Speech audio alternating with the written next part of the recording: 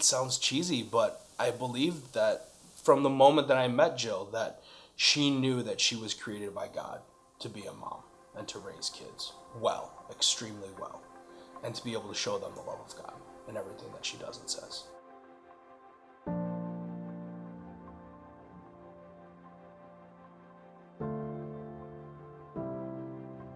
When I was young, I just really wanted to be a mom.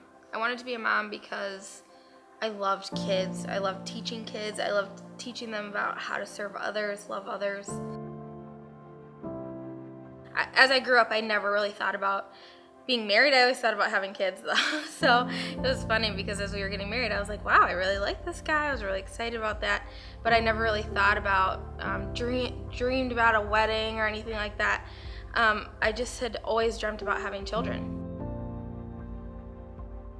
So about 7 years ago, Ben and I wanted to be parents. We knew we wanted to be parents. We'd been married for about 2 years, and we were just really excited about starting a family. A couple years into us knowing we wanted to start a family, we just realized it wasn't happening naturally, and that was so frustrating. I never understood how devastating a negative pregnancy test was. After looking at dozens of them over the past 6-7 years, I think I've realized there's much more to being a mom than a positive pregnancy test. It was very stressful. Seeing negative pregnancy tests were very sad. But we decided to do foster care, and Jill was ahead of me. Jill was about 8 months ahead of me. So we prayed about it a lot, and it came that we came to the decision that foster care was the right road for us. As we made that decision, we were excited at the opportunity of being able to adopt someday and make our dream of having a family come true.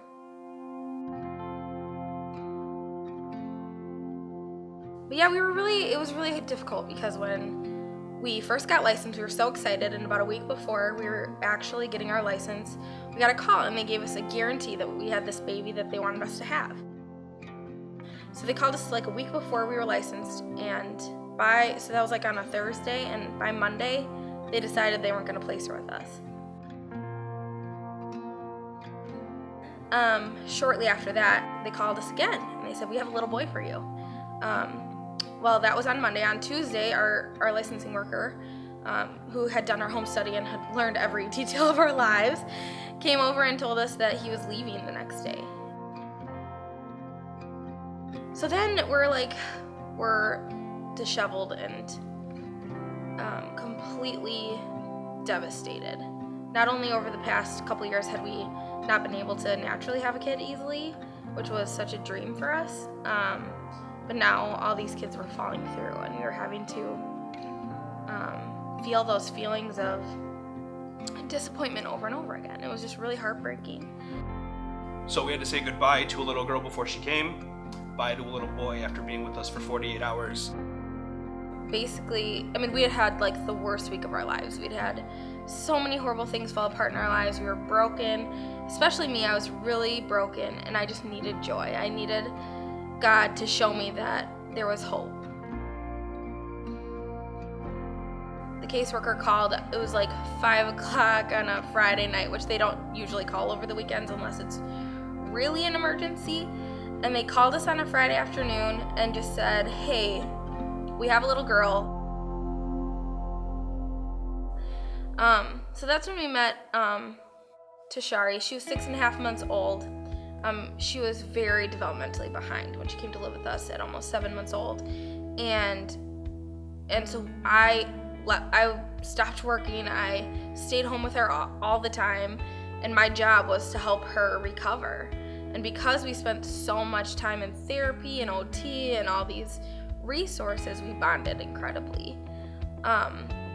And so because of that great bond that happened so quickly, it made sense to the judge that she remain in our care.